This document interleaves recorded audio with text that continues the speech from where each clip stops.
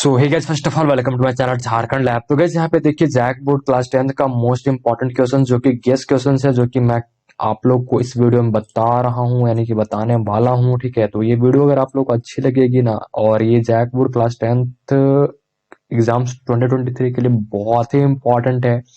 And अगर आपको लगता है कि इनमें से कोई चैप्टर डिलीट वगैरह हुआ है, कुछ चीजें डिलीट हुई, कुछ टॉपिक्स डिलीट हुए, मुझे नहीं पता होगा या फिर मैं अपडेटेड नहीं हूँ, तो आप उस चीज को छोड़ देना। ठीक है, उसको इग्नोर करते हुए आगे बढ़ना, क्योंकि उसके अलावा भी कुछ क्वेश्चन यहाँ पे और भी हैं। ठीक है, 2 4 10 क्वेश्चन के लिए टेंशन मत लेना कि यार क्या बता रहे हो, तो उसको इग्नोर करना। और आप अगर ऐसा लगता है तब मुझे बता देना, ताकि मैं नेक्स्ट वीडियो में उस तरीके का कुछ ऐड ना कर दूं आप लोग के लिए, तो वो चीजें आप बता सकते हो। ठीक है, तो अगर इस वीडियो आप लोग को अच्छी लगी इन्फॉर्मेशन, अगर मतलब क्वेश्चन आप लोग को अच्छा लगता है, तो आप लोग इस वीडियो को शेयर भी कर देना, ताकि आपके और फ्रेंड्स को ये सारी चीजें मिल पाए एंड वो भी पढ़ पाए। ठीक है, तो यहाँ पे देखिए हमारा फर्स्ट क्वेश्चन से क्या है, तो कन्फ्यूशियस कौन था, यानी कि कन्फ्यूशियस कौन था? चीन का विचारक, चीन का सम्राट, चीन का प्रोफेसर, चीन का सेनापति।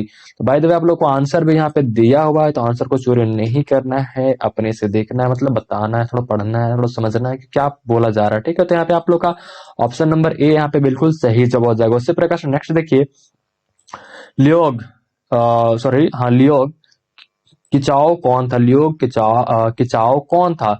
चीनी सुधारक, जापानी दार्शनिक, या फिर वियतनामी क्रांतिकारी, या फिर इनमें से कोई नहीं। तो यहाँ पे आपका हो जाएगा चीनी सुधारक, यानी कि ऑप्शन नंबर ए आपका बिल्कुल सही जवाब होगा। ठीक है, यहाँ पे उसी प्रकार से देखिए, हुओ आंदोलन कब शुरू हुआ है? हुओ आंदोलन कब शुरू हुआ? तो 1939, 1949, 1950 या फिर 1946। तो कब हुआ था? तो 1939 में हुआ था, यानी कि ऑप्शन नंबर ए आपका बिल्कुल सही जवाब हो जाएगा। उसी प्रकार नेक्स्ट देखिए, यहाँ पे वियतनामी कम्युनिस्ट पार्टी का संस्थापक कौन था? यानी कि वियतनामी जो कम्युनिस्ट पार्टी था, उसका संस्थापक या फिर स्थापना किसने किया था, या उसका नाम क्या था? ठीक है, तो उसका नाम क्या था?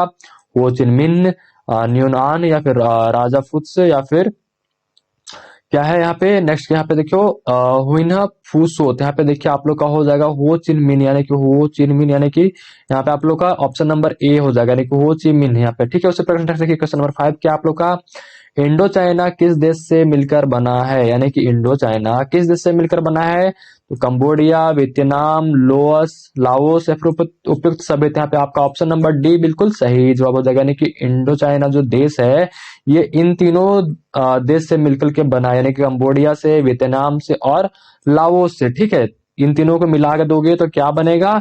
तो इंडो चाइना आप लोग का एक देश और बन करके आ जाएगा। ठीक है, यहाँ पे वही यहाँ पे पूछा गया कि इंडो चाइना किस किस देश से मिलकर बना है, या फिर किस देश से मिलकर बना है। तो यहाँ इस तरीके से पूछा जा सकता था, या फिर पूछा जाएगा आपके एग्जाम में, हो सकता है। तो यहाँ पे देखिए क्वेश्चन नंबर 6 आप लोग का क्या है, the history of the loss of Vietnam नामक पुस्तक कौन लिखे थे? तो देखिए जॉन बेन, या फिर जॉन फॉर्ड कपोला, या फिर फान बोई चाओ, या फिर फानचू चिन त्रिन। तो यहाँ पे क्या हो जाएगा आपका ऑप्शन नंबर, क्वेश्चन नंबर 6 का ऑप्शन नंबर यहाँ पे आप लोग का हो जाएगा सी, यानी कि बोई चाओ हो जाएगा। ठीक है, उसी प्रकार से क्वेश्चन नंबर 7 देखिए, फ्रेंच इंडो चाइना का गठन कब किया गया? यानी कि फ्रेंड इंडो चाइना का गठन कब किया गया? तो 1946, 1754, या फिर 1849, या फिर 1887 में। तो यहाँ पे 1887 होना चाहिए। जी हाँ, 1887 आप लोग का ऑप्शन नंबर सी बिल्कुल सही जवाब है। उसी प्रकार से क्वेश्चन नंबर 8 देखिए, यहाँ पे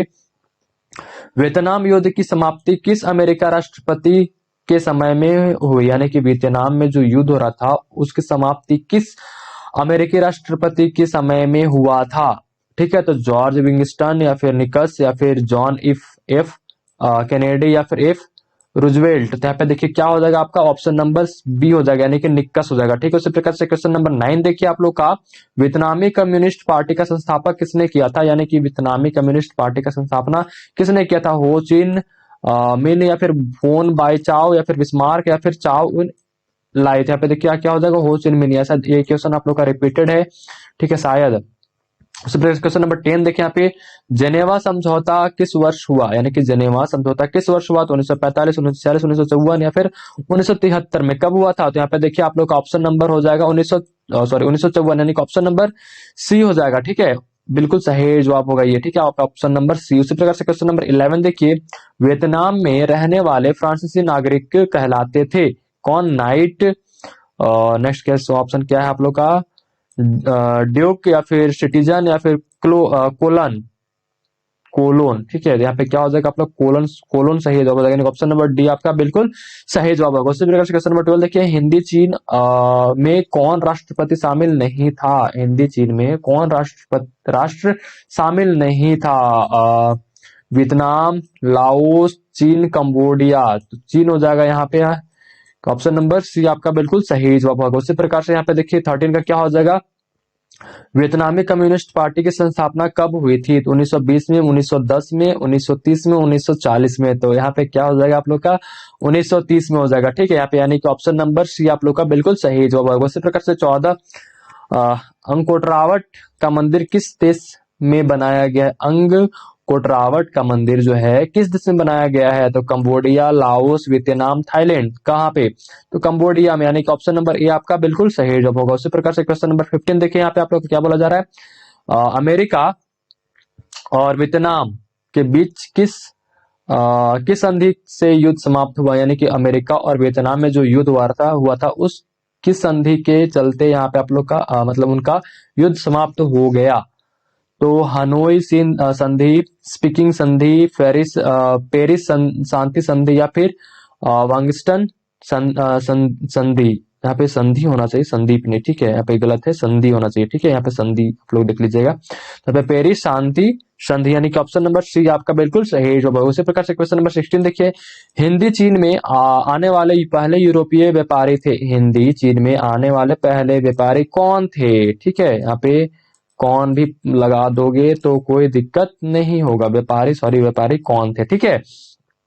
तो डच थे, अंग्रेज थे, पुर्तगाली थे, या फिर फ्रांसीसी थे। तो आपका ऑप्शन नंबर सी यहाँ पे आई थिंक सही जवाब होना चाहिए। तो पुर्तगाली बिल्कुल सही जवाब है, यानी कि आप लोग का ऑप्शन नंबर सी यहाँ पे बिल्कुल सही जवाब होगा। उसी प्रकार से क्वेश्चन नंबर 17 देखिए, हनोई में कौन सा महामारी फैल गई थी और कब?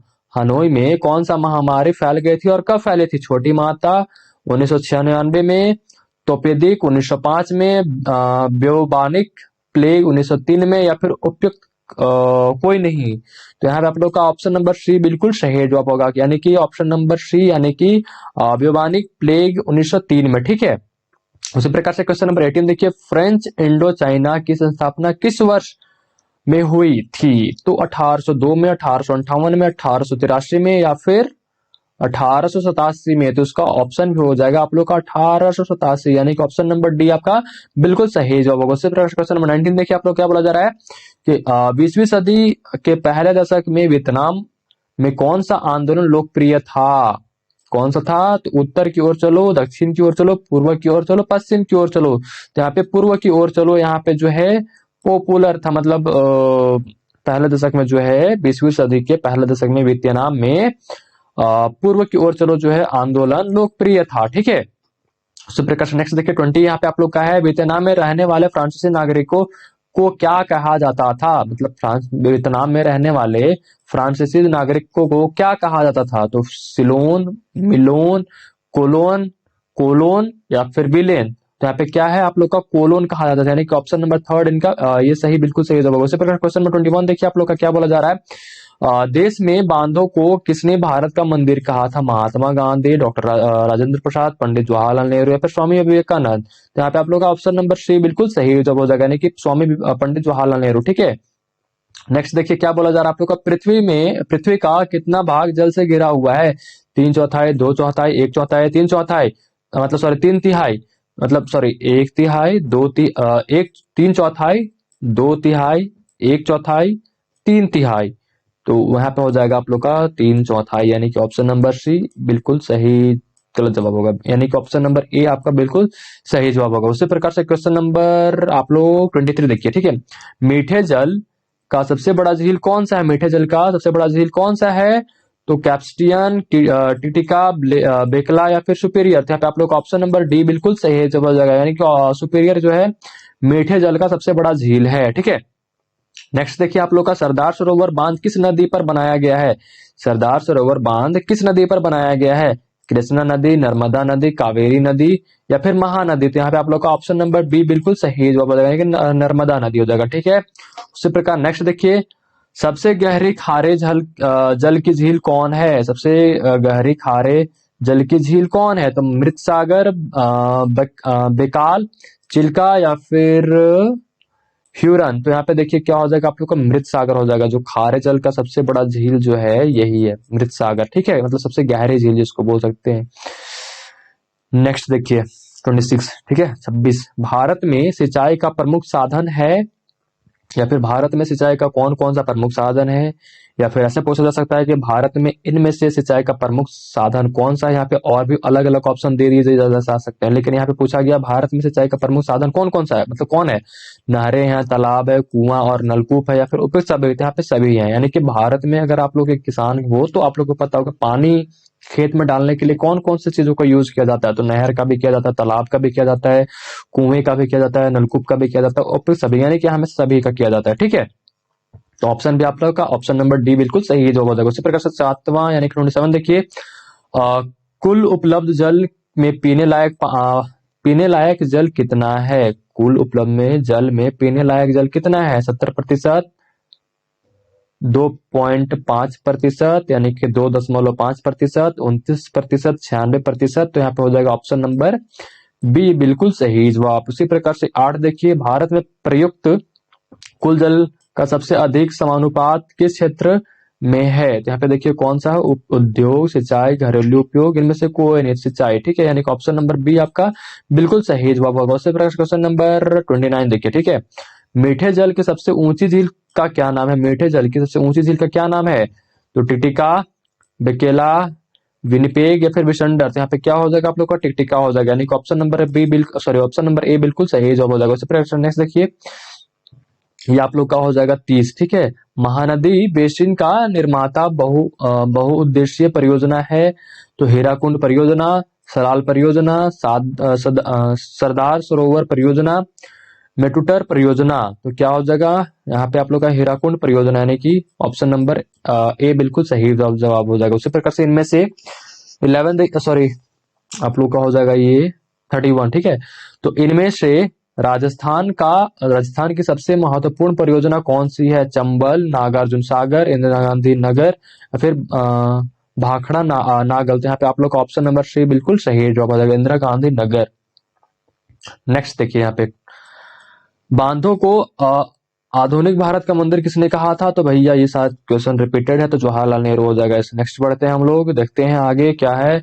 इनमें से किस परियोजना का मुख्य उद्देश्य बाढ़ नियंत्रण के लिए रहा है, यानी कि इनमें से किस परियोजना का मुख्य उद्देश्य बाढ़ नियंत्रण रहा है, ठीक है। तो यहाँ पे हो जाएगा चंबल, कोसी, भाखड़, हीराकुंड। यहाँ पे क्या ऑप्शन नंबर ए ही चंबल, बी हो जाएगा कोसी, सी हो जाएगा भाखड़, डी हो जाएगा आप लोग का हीराकुंड। तो यहाँ पे क्या हो जाएगा आप लोग का कोसी, ठीक है, यानी कि ऑप्शन नंबर बी बिल्कुल सही जवाब हो जाएगा। उसी प्रकार नेक्स्ट देखिए यहाँ पे क्या बोला जा रहा है, सरदार सरोवर बांध किस राज्य में स्थित है। मेघालय, राजस्थान, गुजरात, कर्नाटक। तो यहाँ पे क्या हो जाएगा आप लोग का गुजरात हो जाएगा, यानी कि ऑप्शन नंबर सी बिल्कुल सही जवाब होगा। उसी प्रकार नेक्स्ट देखिए, विश्व के कुल जल का कितना प्रतिशत महासागरों में पाया जाता है। तो 96.5%, 90%, 71%, 98%। तो क्या हो जाएगा आप लोग का सही उत्तर 96.5%, यानी कि ऑप्शन नंबर ए यहाँ पे बिल्कुल सही जवाब होगा। उसी प्रकार नेक्स्ट देखिए क्या बोला जा रहा है यहाँ पे, नेक्स्ट है आप लोग का महानदी पर स्थित बहुउद्देशीय परियोजना का नाम है। महानदी पर स्थित बहुउद्देशीय परियोजना का नाम है दामोदर घाटी परियोजना, हीराकुंड परियोजना, सलाल परियोजना, भाखड़ नांगल परियोजना। तो यहाँ पे क्या हो जाएगा आप लोग हीराकुंड परियोजना, ठीक है, यानी कि आपका ऑप्शन नंबर बी यहाँ पे बिल्कुल सही जवाब होगा। उसी प्रकार नेक्स्ट देखिए क्या बोला जा रहा है, प्रति व्यक्ति प्रतिवर्ष जल उपलब्धता की दृष्टि से भारत का विश्व में कौन सा स्थान है। तो 182वां या फिर 157, 101 या फिर 133वां। तो यहाँ पे आपका हो जाएगा ऑप्शन नंबर डी बिल्कुल सही जवाब हो जाएगा, यानी 133 हो जाएगा, ठीक है।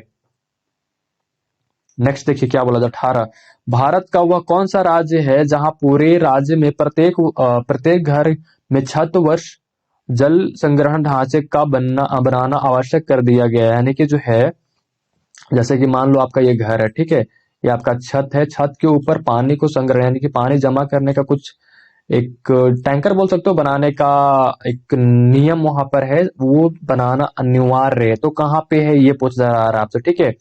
वर्षा का जल जब बारिश होगी तो यहाँ पे पानी जमेगा और ये पानी यहाँ से निकलकर सीधा जमीन में जाता है। इस तरीके से बनाया जाता है, ठीक है। तो कहाँ पे बनाया जाना अनिवार्य है, तो केरल में, तमिलनाडु में, कर्नाटक में या फिर आंध्र प्रदेश में। तो यहाँ पे तमिलनाडु हो जाएगा आपका ऑप्शन नंबर बी बिल्कुल सही जवाब होगा। उसी प्रकार से देखिए यहाँ पे 19 में पूछा जा रहा है आप लोग का, वर्षा जल संग्रहण ढांचे हर घर में बनाना किस राज्य में कानून अनिवार्य, यानी कि देखो दो क्वेश्चन हैं सेम, ठीक है, लेकिन आप लोग देखो दोनों का पूछे जाने का तरीका अलग अलग है। यहाँ पे इसी यही सबको देखते हुए आप लोग के क्वेश्चन को रिपीटेड किया गया कि पूछने का तरीका बदला जा सकता है लेकिन आंसर सेम होगा, ठीक है। तो यहाँ पे भी आपका आंसर हो जाएगा तमिलनाडु ही, ठीक है।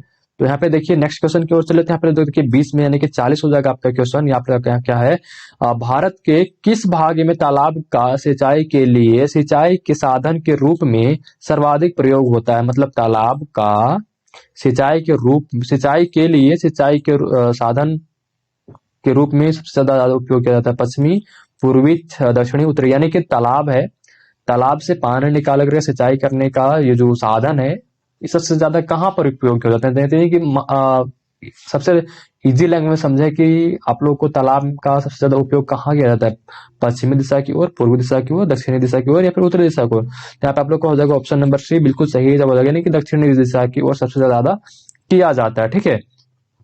तो ये था गाइज आप लोग का 40 क्वेश्चंस का एमसीक्यू जो कि मोस्ट इंपॉर्टेंट है और ये गेस किए हुए सारे क्वेश्चंस हैं। तो आप लोग चाहो तो इसको सेव कर सकते हो, बट सेव करने का ऑप्शन नहीं है। आप लोग वीडियो देख देख के पढ़ाई करते रहो। उम्मीद है गाइज की वीडियो आप लोग को अच्छी लगी। अगर वीडियो अच्छी लगी वीडियो को जरूर से लाइक कर दीजिएगा। तो मिलते हैं गाइज नेक्स्ट वीडियो में, तब तक के लिए take care, thanks for watching this video guys.